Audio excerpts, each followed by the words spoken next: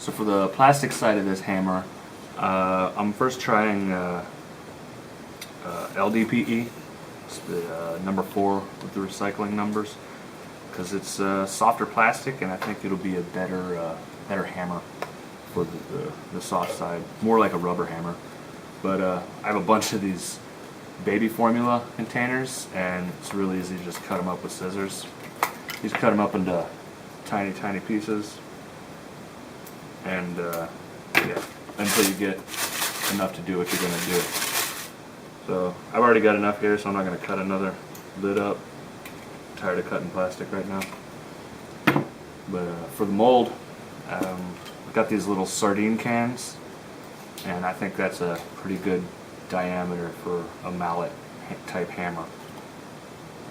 So I'm just going to pour these in there, and I have this bolt secured to the leftover part from a hole saw, and I'm going to use that to hold down the plastic, and also to try and get I'm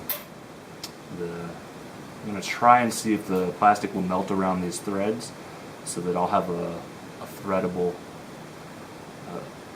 attachment, so that the hammer head can screw on and off. Preferably just once, and I'll attach it permanently, but I do need a way to install it finally. So I'm going to try this out. And to heat it up, a lot of people use toaster ovens at 350 degrees. I don't have a toaster oven, so I'm going to use a regular oven at 350 degrees, and I'm going to see if that works. So I'll set that up and put this in there and come back and show you the results.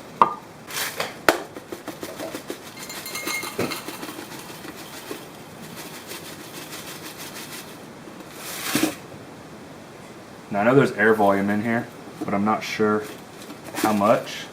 So what I'm going to try to do is make this bigger than I need it, and then I can always just trim it down.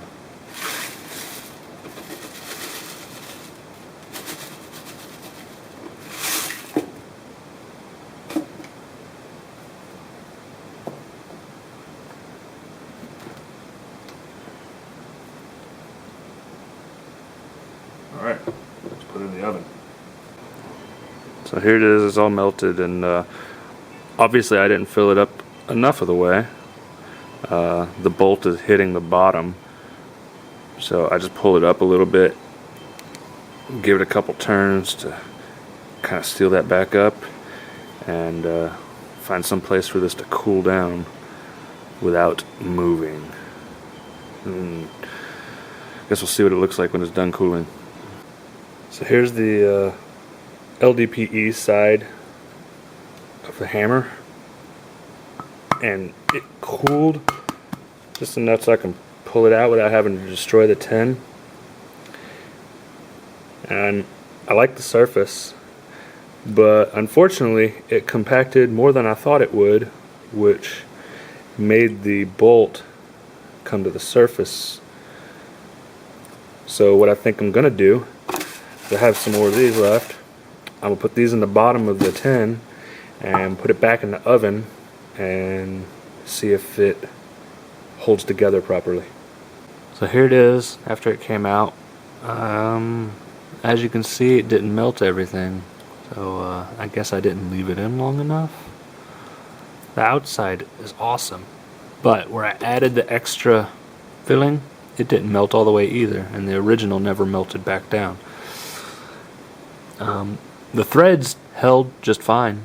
The screw goes in and out, but it doesn't really do much good whenever the rest is not melted. So what I think I'm going to try next is I'm just going to put this back in the can without the screw, without the wood, and let it melt completely down, give it a good stir, and then let it form back to a solid, and then I'll try to put a hole, I'll drill a hole in the middle for the bolt, and we'll see if that works. If it doesn't, then I'm going to give LDPE a try. Alright, so it's all cooled down now, and it comes right out. I like this result a lot more, so then I should just be able to clean these off with the razor knife and clean up the edge a little bit, and then I'll be able to drill a hole down the center for the bolt to attach to. Since this side's done, now it's time to start the aluminum side. So for my furnace, I just use an old trash can that I cut the top off of and folded the sides in, so it fits like that. And then I don't have it insulated or anything, and I just use it with charcoal. I have to build throwaway furnaces since I'm leaving Japan in about a year, and movers definitely won't take a full-size real furnace. For the air, I got my wife's hair dryer. The cool button is taped down, so it's not pushing hot air, it's just pushing cool air. And then yeah, I'll show you how I load this thing up and get it started.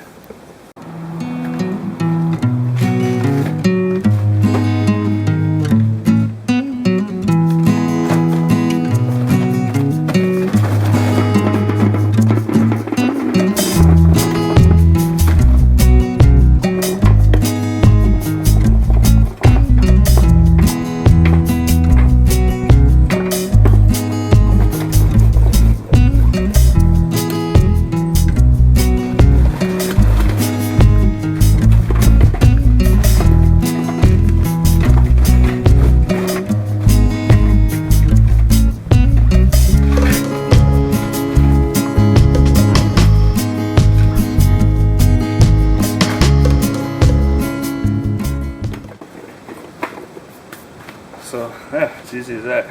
Load to the bottom for the crucible. The crucible is just a cheap stainless steel thing I picked up somewhere. It lasts for a few melts, and then just throw it away and get a new one. But I fill the bottom up to raise the height of the crucible to nearly the height of this, and then just put the outside edges with charcoal, and then you light it like a grill.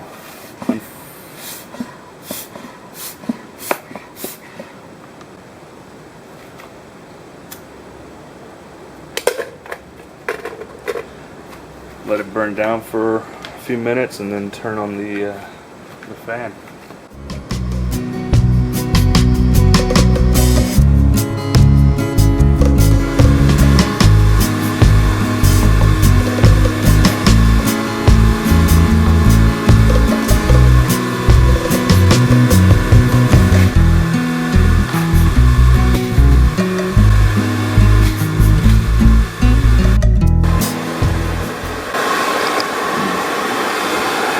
The aluminum's starting to melt.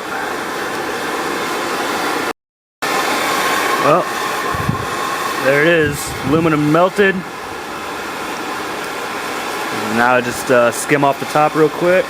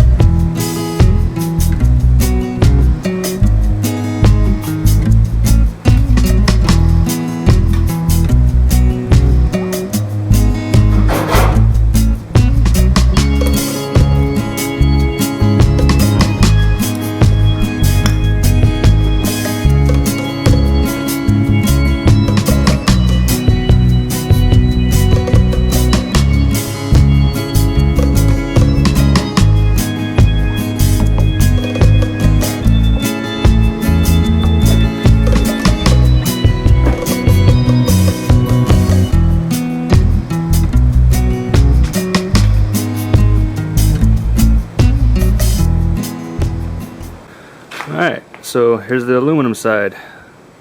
I cleaned it up a little with a wire brush, and I don't know if you can see, but it's a little uneven. It's slightly thicker on this side than this side, so I'll probably have to file that down so it seats properly.